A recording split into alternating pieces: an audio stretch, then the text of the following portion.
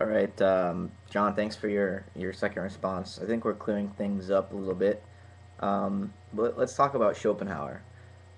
He called himself a Buddhist, but most people, most Buddhist scholars today don't really see much of a relationship between what Schopenhauer thought and what Buddhism uh, professes.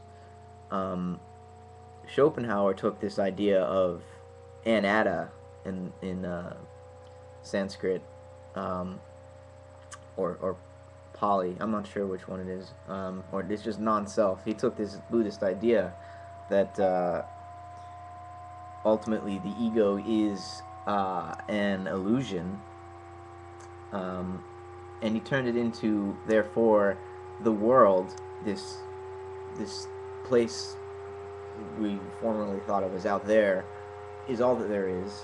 It completely conditions and determines us. It has a will of its own, which doesn't allow us, our consciousness, to uh, have a say. Um, this is not what the Buddhists were saying. Um, the Buddhists were not negating or discounting the power of consciousness.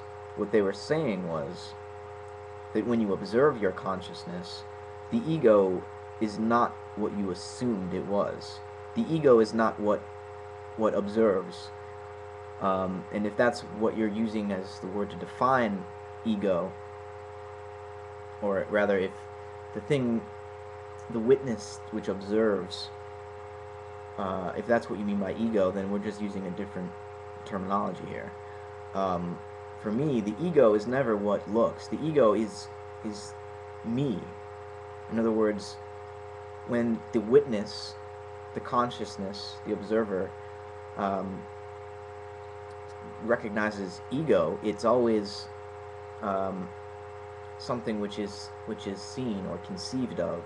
It is one of the thoughts. The ego is not the thinker. It is one of the thoughts. It's a particularly addictive thought, or uh, it's a thought that likes to echo a lot, um, and it's built by other people's reactions to our behavior, to what the witness does, because the witness can't see itself, uh, but the ego can be seen by the witness, at least. Um, so if, though, what you're talking about is the witness, consciousness, as the Buddhists use the term, in the sense of our phenomenological experience, our being not the ego's experience, but the whole uh, body, mind, and spirit's experience, to put it in Western terminology. The whole psychic being, to put it in Carl Jung's terminology. Um, the embodied mind, to put it in Francisco Varela's terminology. That is what consciousness um, amounts to. The ego is a very small portion of this consciousness, a very small portion of what we talk about, or rather experience as freedom and creativity, um, and will. So maybe this terminological clarification about how I use the term ego and and so forth has really shed some light on what we're disagreeing about here.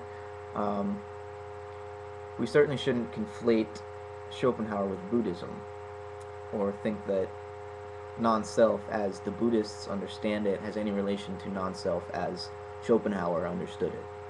Um, so yeah, thanks for listening, and get back to me.